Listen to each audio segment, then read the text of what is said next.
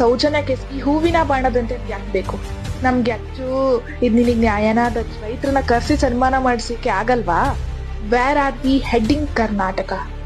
ಈ ಹೂವಿನ ಬಾಣದಂತೆನ ನಾವು ಪ್ರಮೋಟ್ ಮಾಡಿ ಸಪೋರ್ಟ್ ಮಾಡಿದಷ್ಟು ಧರ್ಮಸ್ಥಳದ ಸೌಜನ್ಯ ಕೇಸ್ಗೆ ಏನಾದ್ರು ಮಾಡ್ಬಿಟ್ಟಿದ್ರೆ ಇಷ್ಟು ಆಲ್ರೆಡಿ ಆ ಕೇಸ್ ಸಾಲ್ವ್ ಆಗಿ ನಮ್ಗೊಂದು ಕ್ಲಾರಿಟಿ ಬಂದ್ಬಿಟ್ಟಿರೋ ಹಾಡನ್ನ ಕೆತ್ತಾಗ ಹಾಡೋರ್ ಬೇಕು. ನೃತ್ಯ ಅನ್ನೋ ಒಂದು ಅದ್ಭುತವಾದ ಕಲೆನ ಹಾಳು ಮಾಡಿ ಅದಕ್ಕೆ ಅವಮಾನ ಮಾಡಿ ಕಚ್ಚಡವಾಗಿ ಕುಣಿಯೋರ್ ಬೇಕು. ದಚ್ಚು ಇದ್ ನಿನಗ್ ನ್ಯಾಯನ ದಚ್ಚು ಅಂತ ಮೀಡಿಯಾ ಮುಂದೆ ಬಂದ್ ಕೂತ್ಕೊಂಡು ಕ್ರಿಂಜ್ ಆಗಿ ವಿಚಿತ್ರವಾಗಿ ಹಾಳಾಗಿರೋ ಹಾಡನ್ನ ಹಾಳು ಮಾಡಿರೋರ್ನ ಕರ್ಸಿ ರಿಬ್ಬನ್ ಕಟ್ ಮಾಡಿಸ್ತೀರಾ, ಕೂರ್ಸಿ ಸನ್ಮಾನ ಮಾಡಿಸ್ತೀರಾ, ಎಲ್ಲಾ ಮಾಡಿಸ್ತೀರಾ.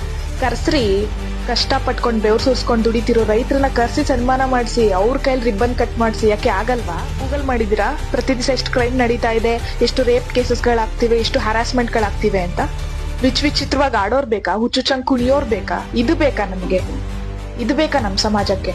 ನಮ್ಮ ಸಮಾಜ ನಾಳೆ ಹಾಳಾದ್ರೆ ಅದಕ್ಕೆ ಇಂಡೈರೆಕ್ಟ್ ಆಗಲ್ಲ, ಡೈರೆಕ್ಟ್ ಆಗಿ ನಾವೇ ಕಾರಣ. ಕಲೆಗೆ ಅವಮಾನ ಮಾಡುವಂತಹ ನಾನ್ಸೆನ್ಸ್ ಬುಲ್ಶಿಟ್ ಗಳನ್ನ ಸಪೋರ್ಟ್ ಮಾಡ್ಕೊಂಡು ರಾತ್ರೋರಾತ್ರಿ ಅವ್ರಗಳನ್ನೆಲ್ಲ ಫೇಮಸ್ ಮಾಡಿ ಈ ನಾನ್ಸೆನ್ಸ್ ಬುಲ್ಶಿಟ್ಗೆ ನಾವು ಕೊಡ್ತಾ ಇರೋ ಸಪೋರ್ಟ್ನ ಏನಾದ್ರು ರೈತರು ಕೊಟ್ಟಿದ್ರೆ ಯಾವ ರೈತರು ಸುಸೈಡ್ ಮಾಡ್ಕೋತಾ ಇರ್ಲಿಲ್ಲ. ಎಲ್ಲಾ ಕಡೆ ಮಳೆ ಬೆಳೆ ಚೆನ್ನಾಗ್ ಆಗ್ತಾ ಇತ್ತು.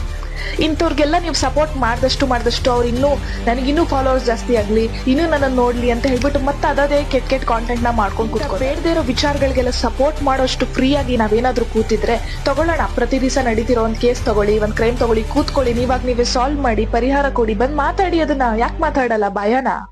ಮನರಂಜನೆ ಬೇಕು, ಆರೋಗ್ಯಕರ ಮನರಂಜನೆ, ಹಾನಿಕಾರಕ ಮನರಂಜನೆ ಅಲ್ಲ.